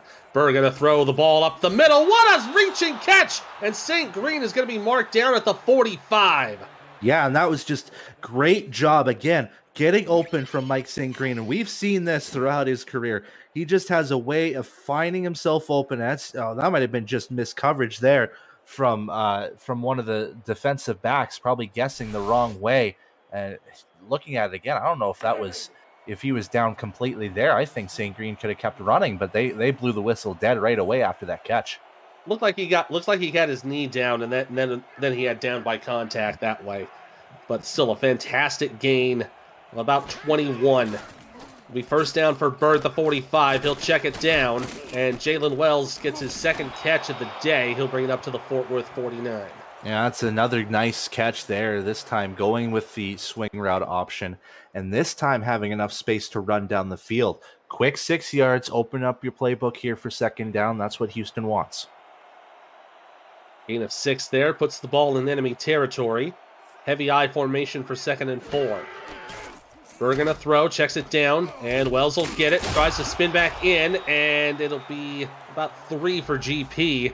And so bring it up to the 46. Yeah, not too bad for a third down situation. Just 1 yard. You could try to sneak it up the gut if you want to, or you can try to get a short out route pass. But in this situation, I don't think you have to go for pay dirt right away here. Just settle for something kind of short just to get that first down. They only need to get to let's call it the 44. GP up the middle will get that first down, and he'll get about 3 more to go. And it brings it up to the 41 for another first. And we've seen this a couple times in this game, especially on third and short situations. The offensive line has just broken open seas and oceans of space for the running back to get through. That was the easiest first down in GP's career here. That was first down number 10 for the Headhunters. Spur gonna throw, looking for the deep ball down the middle. Oh, nearly intercepted by Ben Stone. Almost had his second of the day, but he ends up dropping it. Yeah, a really risky pass there, and it looked like it was a for sure interception. And that's been one of the pitfalls here for these quarterbacks here. They're maybe getting a little bit overconfident with some of these deep throws after they, connect on a couple. But, settle things down here, reset things for 2nd and 10. They look like they might be getting a little aggressive here. Burr's got 5 wide receivers, only Bump 4 in the coverage. box for Fort Worth. They'll throw. Under pressure from the right side. Has away, and it's incomplete. Looks like that might have been Stone again to knock that one away. Yeah, that was just a great deflection there too, because if there was no hand in that vicinity, that's an easy catch and touchdown, I would say. And again, reset things here for 3rd down. And, again, forcing Burr to throw this football and maybe shake his confidence. Again, they're doing bump coverage. Yeah, going into the 2-2. Burr from the shotgun. Gonna throw. Quick pass up the middle. And it's enough for the first down. Great forward momentum onto number 89. That's J.J. McCutcheon, one of the secondary receivers, putting that one across. Yeah, it was great pressure from the Fort Worth defense as well on the wide receivers. But McCutcheon just gets himself enough space where Burr can connect it to his hands, and he gets pushed past the first down marker there. First 3rd down conversion of the quarter for Houston. They'll hand it off. GP has room up the left side. Tried to spin back in. He'll only get up 5 before getting brought down by Adam Leach. Yeah, and the big thing here so far is that Houston's done a great job controlling the clock here so far. They've taken pretty much 3 minutes on this drive, 50 yards down the field. It's just great work from Houston to just, keep pushing that ball and, stretch that time clock. 2 wide, 2 at the back. They'll hand it off up the middle, and GP cannot get anything moving. He'll only get to the 24. And a nice stop on that play from number 53, Jeff Duffy. Bring up 3rd and 4. Yeah, it's going to be an interesting 3rd and 4 here for Houston. They could try to go up the gut again with GP Wells, since the offensive line has done a fantastic job on 3rd downs to get that space. But right now, I'm thinking out route to St. Green here. Could very well be. They're going to have 3 wide receivers. Burr to throw. He'll go left side. Tipped away. Incomplete. And that one looked to be intended. Boy. Oh, no. And that is going to be an injury on the play. It looks like that's Jalen Wells, the fullback. Oh, no. And that was just off a hit, trying to force an incompletion there. And you'll see it there. And GP's, a little bit concerned, just running into him right away. And you'll see it just, a big hit, just trying to prevent him to get any catch on that. And that's shoulder to shoulder. So I'm thinking upper body for sure with that injury. Yeah, that was a rough hit on the right shoulder. He also might have landed on his left arm. That might have been where the injury occurred too. We'll get an update on Jalen Wells as soon as we can. But that will bring out Sonny J to kick this field goal to make it an 8-point game. It'll be a 40-yarder from the left hash. Nice spot on the way, and it's good. So a couple more points for Houston. We'll make it 17-9 with 3:10 to go here in the 3rd. Yeah, not too bad. Like I said at the start of the drive, they'd be happy just to get some points and keep momentum here. It still makes it a 1-score game, and that's big here if they want to, keep on pace with Fort Worth, getting to the end of this 3rd quarter and heading into the 4th. That's exactly what they're looking for. Try to keep this a 1-score game, as that's an 11-play drive by Houston. Great job to drain all of that clock. Baker going to take this from his own goal line. Running up the middle, he'll get wrapped up at the 24. Decent profit of 4 yards. And Fort Worth will have some good position and about 14 minutes to try to kill off the clock. Yeah, and that's going to be a tough task here. Fort Worth wants to get going. They've got to get back to the run game, I think. Marcus Dunhill, I feel, maybe has thrown a little bit too much to my liking. He's 21 of 31 at this point. Maybe he's settled things down, but Jay-Z Bacon's only touched the rock 8 times. They'll hand it off to Bacon. He'll go left side for about 3. And that's going to put his rushing total to about 25 total yards on the day. Yeah, and it just feels like the Fort Worth offense has completely eliminated the idea of, running the football throughout this game with, Dunhill passing this football a lot and often. And, it's not bad sometimes, but I always love a balance offensively between run and pass. I would agree with that. Maybe a little more pass, but definitely try to keep it balanced. Dunhill from the shotgun, going to throw the deep ball up the middle. What a catch! Wide open was Stephen Hacker. Gets it into Fort Worth territory, up to the Fort Worth 47. Yeah, and if you're going to throw that football, you might as well go with the guys that have been, trustworthy throughout this game. 8th reception for Stephen Hacker. Now the second player on this Fort Worth team with over 100 yards now after that catch. And like you said, just great leaping ability from Hacker to get that football and get another first down here for Fort Worth. It looked like when he leaped up there was just 3 headhunter defenders just standing around, not even noticing him until he got it. It'll be 1st and 10 from the 47. Dunhill throwing left, and he'll get bashed right out of bounds at the Houston 47. So a bit of a small flip, and that is Hacker once again with the catch. Yeah, and it's good to change the field of vision, especially on the defense. If you're going to go deep on one play, make it short the second one, so that the defense, especially that secondary, won't be ready for where the next ball is going to be thrown at if you continue passing this football. After the 6-yard gain from Hacker, it'll be 2nd and 4. 2 receivers to the left. Houston doing a little bit of shift. This is going to be a free play. Bacon going to run up the middle, but that won't mean much of anything. It looked like that was either Perez or Tanner who ended up getting a little jumpy there. Yeah, and surprisingly enough, end of the third quarter, this is our first penalty of the game here as well, and it is going to be on Tom Tanner, it looks like, just jumping a little bit too early there, and gives Fort Worth a free 5 yards. And that is enough to give Fort Worth a first down, which is probably the more important thing. It resets it to 1st and 10 at the 42. 2 backs, 2 receivers for Dunhill under center. Tight end set up to the left. And he'll throw right side, finds a receiver just short of the line to gain. Cade Stevens getting another one for 9. Yeah, and again, it seems like it's 2 targets for Dunhill. It's either Stevens or it's going to be Hacker. Both these guys have had great games here tonight, and I wouldn't be too surprised if on this second down they go with another out route. And let's see, they're set up for 2 left side. And they've got Garrett set up on the right. It'll be a handoff up the middle. Good for the first down. And Bacon getting another run to bring it up to the Houston 29. Yeah, and I think that was just a perfect play call there. You haven't used Jay-Z Bacon too much in this game. Now it's his 10th carry going into this, and in a 1 yard to the first down scenario, that's just, it seems like a foregone conclusion. Give it to the running back. Absolutely. They'll do it again here on 1st and 10. Try to get through 1 tackle, and he'll get down by the 2nd.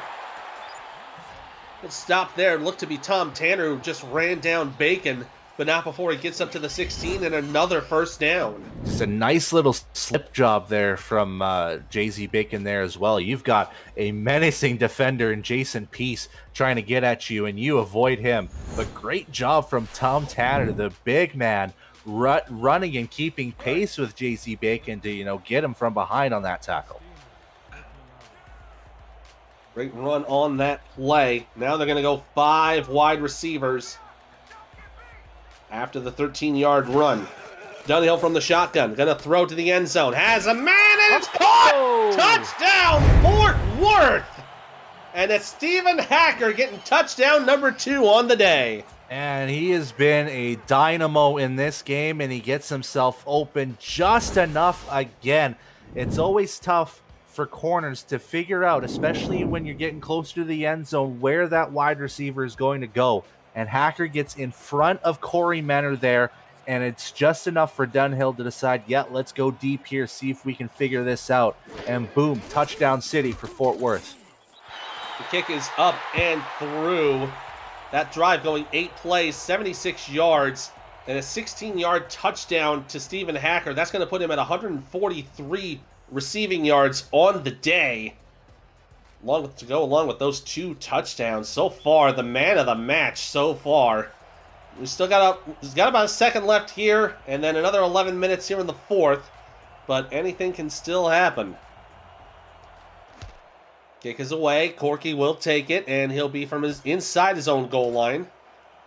He'll bring it out, up to the 20, and a good return to bring it up to the 24-yard line. Looks like he probably ran about 27, 28 yards on that before he ended up getting tackled. But that'll bring us to the end of the 3rd quarter. Time to see some 4s, 12s, 86s, 68s in the chat, everybody. We got one more quarter to play here in the Stockyard. So Toros lead it 24-9. You're watching the SFL presented by APA Music on YouTube. Presentation of the Simulation Football League is intended for the private use of our audience. Any rebroadcast, retransmission, or account of the game without the express written consent of the league office is prohibited.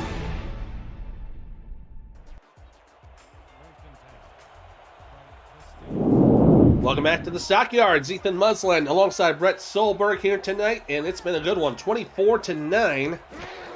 Houston trying to get back on the trail here as they're going to get a nice pass up the middle to Jim Copeland Jr. That's his first catch of the day. He brings up a first down after a gain of 12. His first target of the game as well. The tight ends haven't been loved a lot. This is, a Mike Dagg's nightmare, as you can say, throughout this game so far, with 5 combined catches through all the tight ends in this game so far. But nice catch there from Copeland to get that first down. And it will be a little run up the middle from GP. Haven't heard about Jalen Wells yet. Oh, well, there it is. And it was exactly what I was worried about. He landed on his arm, and that broke it. And he is done for the night. Yeah, maybe rub some dirt on it, and it'll be good for next week there. But it's not going to be good enough to come back. Now GP has to, weather the load a little bit more here, and we'll probably see a little bit of extra work from that backup running back Carl Law. And this will be a run, and we kind of talked about it. There he is, number 23, Carl Law. Only getting about a yard there before he got stopped on the play, so bring up 3rd and 7. Yeah, when you have an injury to a key player, and especially, it doesn't matter what position it is, you kind of have to shake up your playbook here, and I don't know if it was the right choice to go with, fresh on the sidelines Carl Law, who might not have been ready for this. We're going to have 5 wide. He'll go for the deep ball down the middle. Oh, and it's incomplete, intended for Mike St. Green. But he was surrounded by Toro defenders, so they'll have to punt it. Man, it's been a masterful work from the Fort Worth safeties. I have to give credit for them because it's the 3rd time that we've seen St. Green go with the post route. Now it's on the right side this time instead of the left. They kind of switched up a little bit, but still was the same route. Post down the middle, 15 yards, and both safeties were ready for it. Great job to force that 4th down. Yeah, it's a great pass defense here from Fort Worth as Baker's going to get this to the 27. And, just talking about this Fort Worth team, they're 17th in the SFL in passing yards allowed. They've really stepped it up here tonight in the Stockyards. Let's go over real quick to a game break with Cameron Irvine. Thank you, Ethan. Sioux Falls has been battling from behind all night long. This a 88-yard touchdown from Julian Tyree to Kay Marion. That tied it up at the half. Tulsa's added on 2 field goals, 20-14. Desperados in 3rd. Back to you in Tejas. Thank you, Cam, as this pass up the middle completed. Oh, man, that was a little bit of a hit there on the defense. But Garrett making the first down after a gain of 12. I just want to go back and credit Stephen Hacker here for a second here, because he's starting to climb up the leaderboards just in this game here. He's passed Sonzo Robinson, now 19th all-time in receptions. He's passed Grayson Willis in yards. Now he's up to 12th all-time. And now he's ahead of Optimus Klein for 12th all-time in touchdowns with his 73rd here. been a battle of some of the active players here in the SFL as that pass completed to Bacon, but he ends up going out of bounds before the line of scrimmage. It'll be a loss of 1. Yeah, and that one was just a tough play there. Again, when you're talking about, running back swing passes or flat passes, you want to make sure there's enough space on that sideline. A little bit too late of a pass, and it resulted in that loss of a yard there. So maybe not, if you're gonna throw that, make sure it's right away. Yeah, I got to be a little quicker on that one. 2nd and 11, 3 wide receivers, nickel pack for the Headhunters. Dunhill to throw. He'll go to the short pass for Hacker, and it ends up being about a gain of 3 before getting brought down by Markov. That'll be 3rd down and 8. Yeah, and 11 receptions now from Stephen Hacker. He's getting a lot of love. He's been a part of roughly 35 to 40% of Dunhill's completions in this game. So he's been a big part of this Fort Worth offense.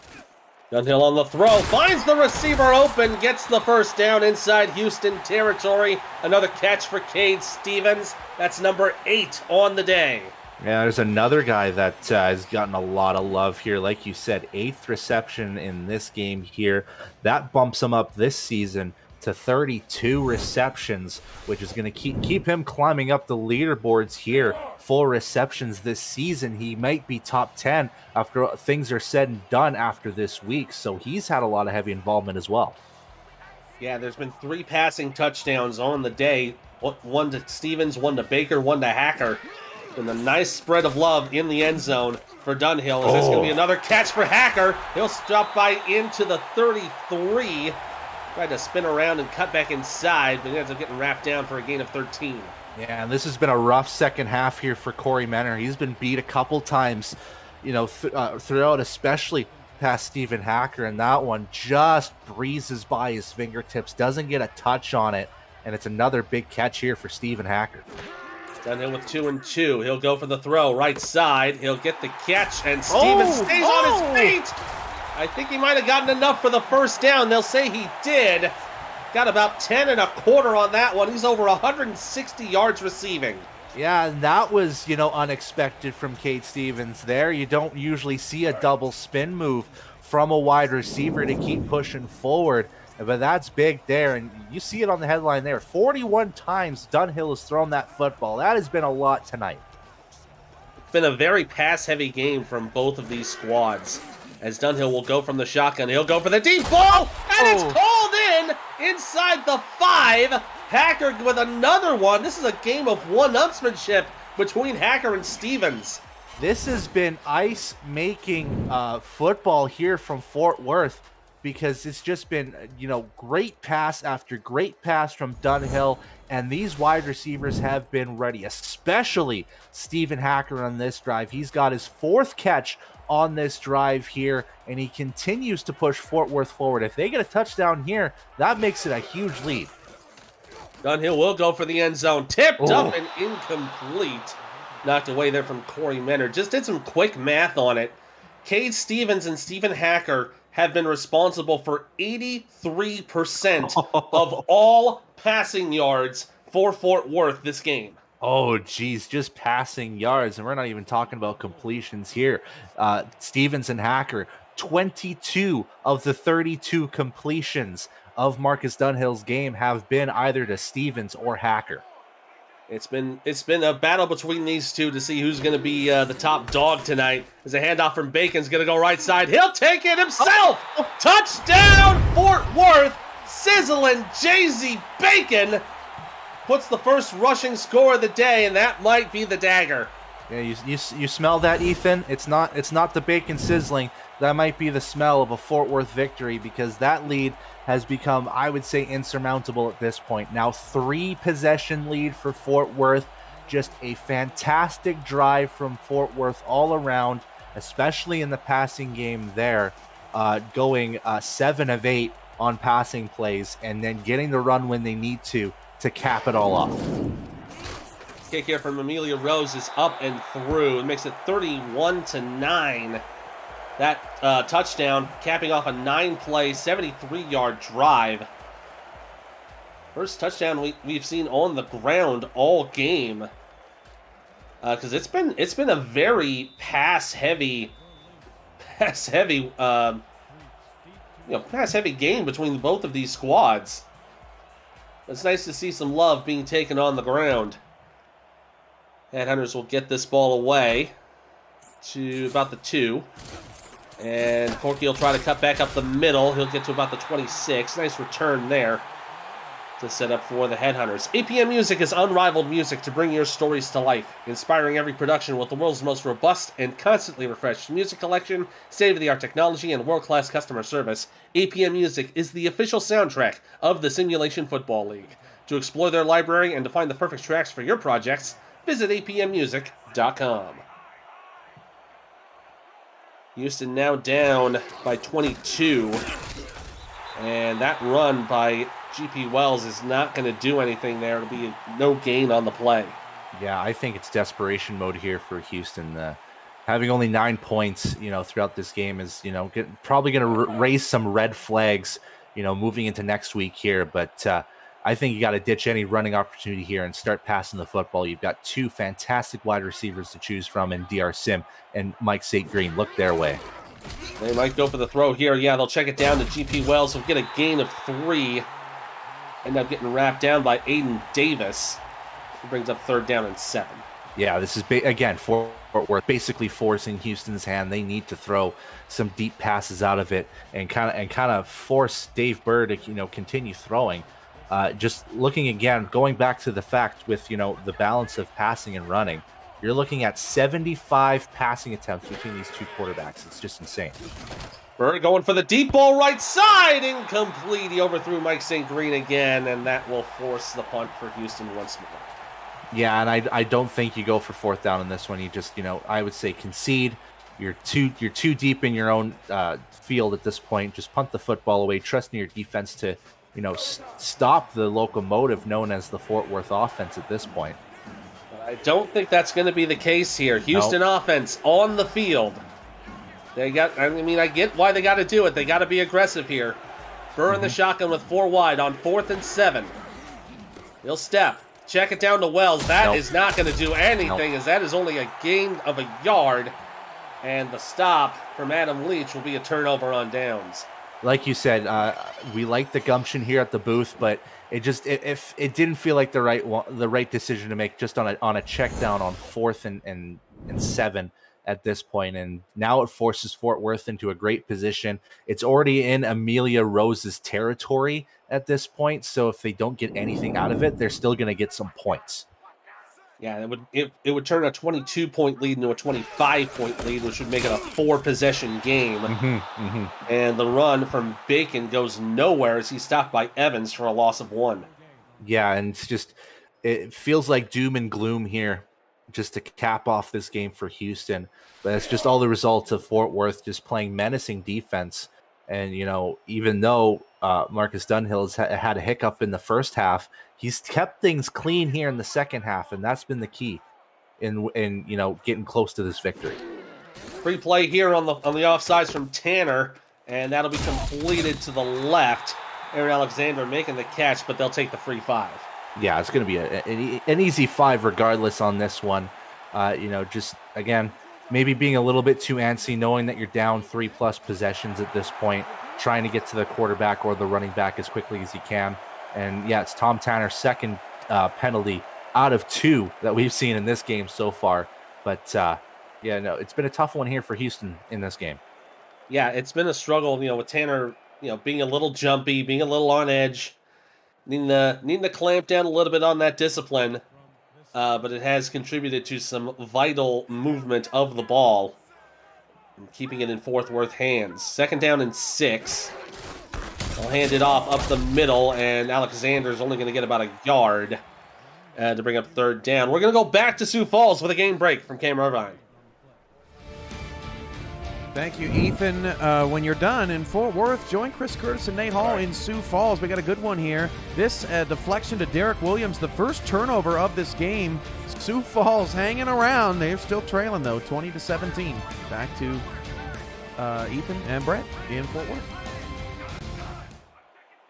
Thank you, Cam. Always nice to see we got an exciting game, at least somewhere around the league.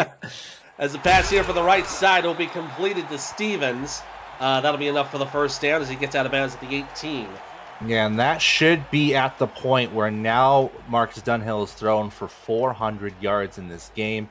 Fort Worth with close to 470 total yards. Just seeing the contrast between pass and run, you can see it there already. Yeah, and then the battle between Stevens and Hacker continues as now Stevens is up to 171 receiving compared to Hacker's 162 as the run up the middle. Now pose for crispy bacon action. It's a touchdown for Fort Worth. No safeties to be seen. Wide open field for JZ Bacon. He can marinate in the sun and have that crispy look as he gets touchdown number 2. Fort Worth continues dominating here. And I think that's the salami and cheese, everyone. Fort Worth getting to 500. Yeah, as a late grade announcer might say, the mustard is officially on the hot dog. Ooh. As we're going to have Rose kick the extra point here to make it a 29-point game. What an incredible performance from Fort Worth. The kick is up and through. And you see there on the top right of your screen, they were 2.5-point underdogs in their own stadium, and they've surpassed that in more ways than one. Yeah, still thinking of that mustard on the hot dog, Ethan. Yeah, how'd you know that I like mustard? Well, I know people who choose the wrong ingredients too. Hey, mustard's fantastic. Don't diss mustard. Oh, don't relish in it too much. Oh, shush. Is Corky going to take this from the goal line and try to stay on his feet? He won't get much anywhere there. He'll bring it up to the 26. Yeah, why not? Let's have the chat bring up their favorite sort of condiment with Frankfurters. You know, I will be the one who lives and dies by the sword of ketchup, but that's just me. Well, let's hear what you guys know. What's your favorite bit of things to put on hot dogs? As a who would have thought a Chick Hearn reference would lead to a hot dog debate? Yeah. Houston from the offset eye. Bergen a throw, going for the deep ball and incomplete, knocked away. And looks like we might have the secondaries in here for Fort Worth. That is number 27, Chip Mustang. Okay, so first off, ketchup's only really good with eggs, and secondly, I don't mind where Houston's going at this point. The game is pretty much over at this point. You can't come back from a 4-possession lead with such little time left. So why not just throw it deep, see what you can get out of it. And I you know what? At least we have common ground on there. Ketchup on eggs is fun. It is delicious. Burr for the throw, going for the deep side again, and it's intercepted. Looks like he went for the same route, and that is going to be a pick for Davis once again. That's interception number 2. Yeah, and again, that one just felt a little bit predictable, and it looked to be not quite the same because instead of a go route, they had DRSim go on a corner heading to the sideline.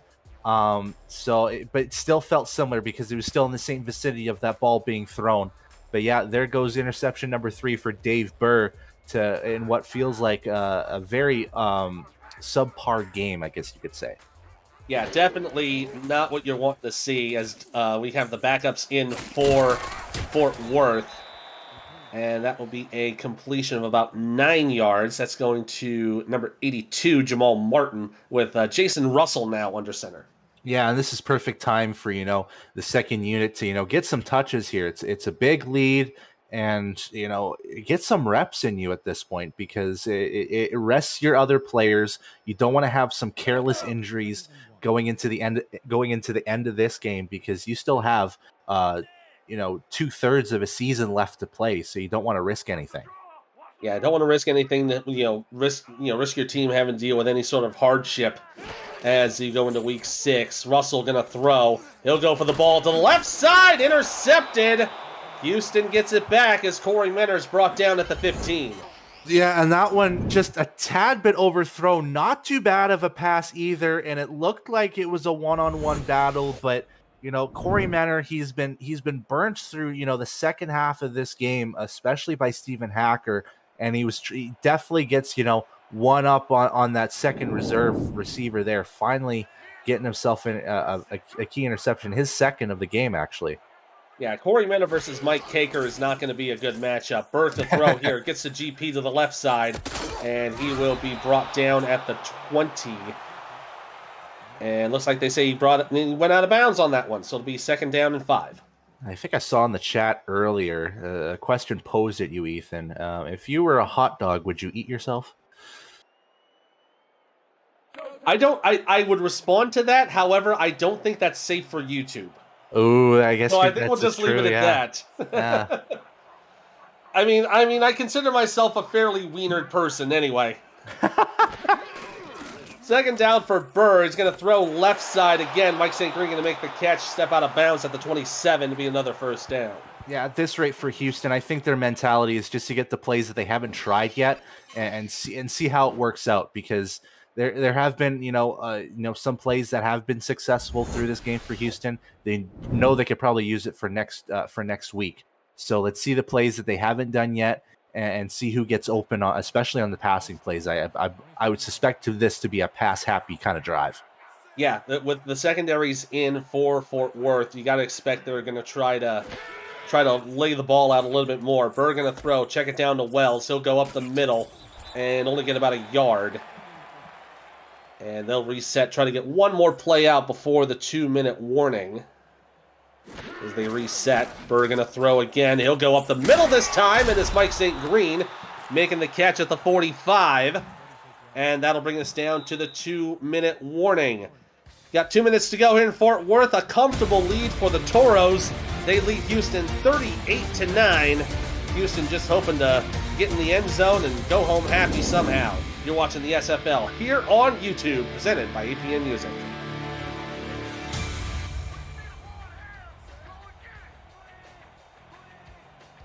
Fresh set of downs for Houston. Burr in the shotgun. He'll go for the throw. Checks down the Wells right side. He'll try to stay in. Nope, he'll push himself out of bounds. A little bit of confrontations there with Wells and Garrett, but it'll be a 4-yard gain. Yeah, and again, not too bad going out of bounds. Stops the clock here. Now when you get to that 2-minute kind of scenario, it's not too bad to whip out that 2-minute drill as well. See if anything needs to be tweaked on that as well. So I would suspect a lot of passes heading towards out of bounds, stopping the clock. Yeah, I'm expecting that too. A lot of sideline plays. Try to get as much as you can. As Burr's going to have 4 wide receivers. He'll step to his right. He's brought down for a sack. Houston will be forced to take a timeout. That's a sack for Jeff Duffy. Yeah, and, surprisingly enough, first time in this game that Dave Burr has been sacked. The offensive line has done a great job in protecting Burr at whatever cost at this point. And now finally getting a sack there is Jeff Duffy, and it pushed them back for 3rd and 10.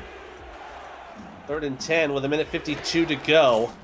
Burr to throw. He'll go for the deep ball down the middle. Tipped and incomplete. Knocked down by Doris Day. They'll bring up 4th down and 10 to go. You got to figure they're going to go for it. Yeah, I would say they have to go for it at this point. There's zero risk at this stage in going for it on 4th and 10. It's a decent field position too, if you want to think about it. But why not, toss it up, see what happens here on 4th down. I'm specifically looking at DR Sim with his matchup there on the left side.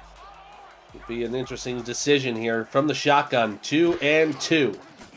Burr on the quick throw, finds the receiver, gets the 1st down, and that will extend the play. That was number 89 of Houston. That's J.J. McCutcheon making the throw. And Burr to do it again. He'll find another one. And gets down to the 26. And that one going to DR Sim. Yeah, this is just a perfect play set here with the 4 receivers. Burr resetting the play. He'll try to go up the middle. No, he'll check it down to Wells again. He'll go right side, try to stay in. And he'll only get about 2. Clock continues to run as we hit about 1:10 to go here in the ball game. Everybody resets. Burr to throw, waiting for a receiver, as one up the middle. It'll be caught for another 1st down. That one to Corky. Gets down to the 12. Less than a minute to go now. Houston trying to get into double digits. And Burr gonna throw, tipped. Oh, nearly got picked on the deflection by Sim, but it ends up falling incomplete. Yeah, and this is just, good reps here from the Houston offense with that 4 receiver set. to get everyone involved. Like you said, there's 3 different receivers, getting touches on that football. Basically everyone but Mike St. Green on that one. I don't think he got a touch on that football on that hurry up offense. We'll stop the clock with 49 to go. 2nd and 10. 3 wide receivers this time. Bird, bit of a low snap. He'll throw right side. Has the catch. And a tiptoe out of bounds is Mike St. Green for about 3. He'll set up 3rd down at the 5. Yeah, and at this point, I think Houston's thinking at the back of their mind, they don't want to have this margin of victory stay at 29 at this point, because the largest margin of victory before this was a Houston victory, 36-13 last season in the series. So they want to keep that margin of victory on their side. Yeah, it would be a bit of revenge for Fort Worth to kind of flip that script, as Burr going to deflect it incomplete. Nice deflection on the play. That was number 28, Remington James. Excuse me, no, that's the wrong side. No, that's the right side. It's Remington James. What am I thinking? Thinking too much about that ketchup on a hot dog, I think. But regardless, it's just a great job kind of just turning his body around and getting that deflection there. Now it's 4th and free, Houston. What are you going to pull out for us? Well, they're going to try to go for the end zone, try to get some points. Bird to throw on 4th down, up the middle. It's caught. Touchdown, Houston. And Greg Corky picks up a score. Nice little consolation touchdown. It felt like they played that 2-minute drill to perfection on that drive, making sure that everyone got a touch on the football. And I would say the main contributor there was Greg Corky. He got 3 receptions on that drive to move the football forward and cap it off with a touchdown. Now Houston's got some consolation points, but I think still in the back of their mind, they're not happy with only getting 15 or potentially 16 points in this game. Yeah, absolutely. Their drive going 15 plays, 78 yards, finishing off on that 5-yard touchdown. And this will be a kick for Sonny J, and he puts it up, and it's good. And that will make it 38-16 with 39 seconds to go here in the 4th quarter. If Fort Worth holds on to the onside kick, this would be the 2nd largest margin of victory that Fort Worth would have in franchise history. Their largest being when they defeated the San Diego Mavericks in season 16, 42-3, and yeah, it will be recovered by Fort Worth. But the next highest was also in season 16, where they took down Portland 37-17. So this will definitely hit that 2nd highest mark. Yeah, and this is a big win here for Fort Worth as well, because they lost their last 2 games here by multiple possessions against capable teams like Carolina and Alamo City. So this is a big confidence booster heading into week 6 for them here. As Neil there from Jason Russell will have Houston take their 2nd timeout with 36 seconds to go. Looking into week 6, Fort Worth will be staying in a homestand. They'll be taking on Charleston. Next week is going to be tough for Houston, though. They're going to be at home against Baltimore. That is going to be a tough challenge. Yeah, and the first thing that I hear when someone says Baltimore and I go, oh, I immediately think, yeah, it's tough competition there. So Houston needs to, definitely study up here, watch as much game film as possible, because Baltimore, one of the best in the business for the last, 3 or so years in this league. That's 6 seasons for anyone counting. So, you got to be ready. Well, if I was going to say, to be fair, I think both of these teams are going to have to watch game film, because Houston will be off in week 7. But guess who Fort Worth plays in week 7? Oh, Baltimore. don't tell me. As the final kneel from Russell will wind down the clock. But yeah, no, both of these squads will take on Baltimore in week 6 and 7, respectively. So they are going to have a tough road ahead of them. Any way you slice it, really. So it's going to be a matter of hunkering down, try to figure out how you're going to try to take on, a juggernaut in the Baltimore Vultures. Mm-hmm. But it will be a tough challenge. Both of these teams still pretty decent, but there'll be plenty of football left with 2/3 of the season left to go. That is the Horn, and the Toros take the win 38-16. the second largest margin of victory in Toro or franchise history. And boy, it came all down to Marcus Dunhill and the little fight between Stevens and Hacker. Yeah, and just feeding the rock to two guys. Sometimes you don't even see that in the SFL, where two wide receivers are so heavily involved in a passing offense. You're talking about 23 receptions on 34 total completions from Marcus Dunhill, 46 attempts to just 16 rushes on the ground. The balance was nearly 3-1 in favor of pass to run, and it was, I think, the key here. We saw a little bit of a tight contest in that first half, 17-6 at that point, and it was still a very winnable game for Houston. The difference there was Fort Worth cleaned things up. Marcus Dunhill only threw one pick in the second half, and that pick almost felt, I wouldn't say meaningless, but it didn't have that big of an impact when it happened. So it's just cleaning up the rock, just well-timed plays as well from Fort Worth to widen the gap and make this an insurmountable lead for Houston. So overall, great work in changing the playbook just a little bit so that you can get that lead and secure the victory. Yeah, absolutely right there. And we kind of saw that Fort Worth defense really shine tonight, and it shows why they're one of the best defenses in the league. They only allowed 207 on average all game, and they only let Dave Burr get 262. But even then, it didn't feel like he was getting that much action. No, you're absolutely right. It felt like whenever Dave Burr was looking to go somewhere deep, there was great coverage down the middle of the field by the safeties. Great work from Fort Worth. Player of the game honors tonight goes to Marcus Dunhill, 32-43 for an even 400 yards with 3 passing touchdowns, a QBR of 87.4. 70% of those completions going between Cade Stevens and Stephen Hacker. 81% of them, of the total yards, going between those two as well. An amazing performance all around from both squads, but Fort Worth, congratulations. You did a great game today. 38-16, once again, your final. And that'll do it here for this game. Make sure to stay here on YouTube. We have got a great game going on between Tulsa and Sioux Falls. You want to see the finish of that.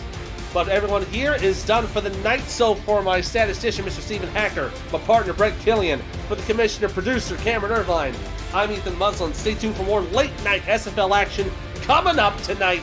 And then the rest of the weekend, we got all that great game action coming up, too. Don't want to miss it. We'll see you next time. See you guys in Vegas later on. Bidoo!